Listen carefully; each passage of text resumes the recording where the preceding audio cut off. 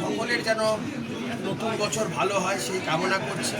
সবাইকে পয়লা বৈশাখের শুভেচ্ছা জানাচ্ছি। আর আজকে আমাদের সমস্ত কার্যকর্তাদের সাথে আমরা একসাথে মাছ ভাত খাবো। অনেকে মাছ নিয়ে অভিনব প্রচারের ব্যাপার না, অনেকে বলে বেড়াচ্ছে বিজেপি আসলে নাকি মাছই বন্ধ করে। আমরা বলছি বাঙালি মাছ ছাড়া বাঁচবে কি করে?